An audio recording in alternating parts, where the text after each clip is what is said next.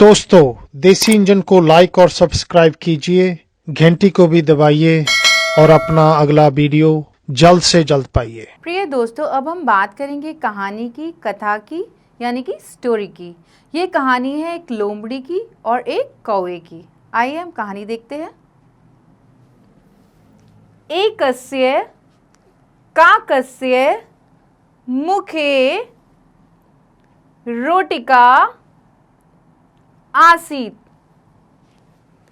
एकस्य एक, काकस्य कौवे के, मुखे मुख में, रोटिका रोटी, आसीत थी।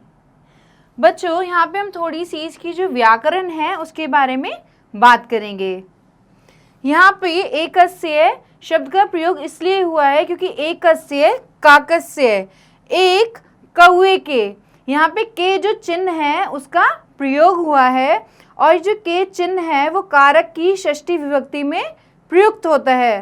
तो अगर हम अकारांत रूप बनाते हैं तो अकारांत रूप बनाने पर जो हमारी षष्ठी विभक्ति का एक वचन होगा वो अस्य होगा, इसलिए यहाँ पे एकस्य शब्द का प्रयोग किया गया है। और आसीत, यहाँ पे भूतकाल का प्रयोग किया गया है। अस धातु का जो भूतकाल रूप है उसका प्रयोग किया गया है क्योंकि यह बात हो चुकी है। यह जो वाक्य है यह भूतकाल का है, इसलिए यहाँ पे आसीत शब्द का प्रयोग किया गया है। सह कह कौन, कौआ, वृक्ष से वृक्ष की, ऊपरी ऊपर वाली, शाखायाम शाखा में, अतिष्ठित बैठा था। यहाँ पे तिष्ठ धातु का प्रयोग हुआ है। तिष्ठ का मतलब होता है बैठना। ततः एकः लोमशः तत्र आगच्छत्। ततः तब, एकः एक, लोमशः लोमड़ी, तत्र वहाँ, आगच्छत् आ गई। कुत्र आगच्छत् अर्थात कहाँ आ गई? उस वृक्ष के पास जहाँ पे कौआ बैठा था। लोमशः काकस्य मुखे रोटिकां दृष्ट्वा अचिन्तयत्।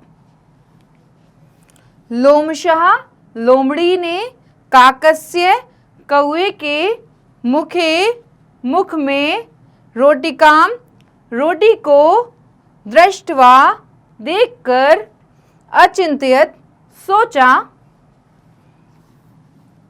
यदि एषः मुखं विवृन्त करोति। यदि एषः केशः, यदि यह कौआ, मुखम मुख को, विवृन्त करोति खोलेगा, तदा अस्य रोटिका नीचे पतिष्यति। तदा तब, अस्य कस्य, यह रोटी, नीचे है नीचे, पतिष्यति गिर जाएगी। यहाँ पर पत धातु का प्रयोग किया गया है जिसका अर्थ होता है गिरना। पतिष्यति अर्थात भविष्यत काल की बात हो रही है, इसलिए यहाँ पे पतिष्यति शब्द का प्रयोग किया गया है। अहम च खादिष्यामि, च और अहम मैं, खादिष्यामि खा लूंगी। यहाँ पर भी लिरिट लकार का प्रयोग हुआ है अर्थात भविष्यत काल का प्रयोग किया गया है। सह उच्च मुखम कृत्वा वदति, हे काक, वह जो लोमड़ी है, सह वह जो लोमड़ी है, उच्च ऊपर, मुखम मुख, कृत्वा करके, वदति कहती है, हे काक, हे कौवे, त्वम तू, अति सुंदरा असी, त्वम तुम अर्थात कौवे तुम, तू तो, अति बहुत, सुंदरः सुंदर, असि हो। यहाँ पे अस धातु का प्रयोग किया गया है जिसका अर्थ होता है होना। त्व स्वरः अपि मधुरः भवेत्। त्व तुम्हारा, स्वरः जो ध्वनि है वह, अपि भी, मधुरा भवेत् बहुत मधुर है, बहुत मीठी है। का कहा कौआ, प्रशंसा को, श्रुत्वा सुनकर, यदा जैसे ही, गायति गाता है। यहाँ पर लट लकार का प्रयोग हुआ है अर्थात वर्तमान काल का प्रयोग हुआ है।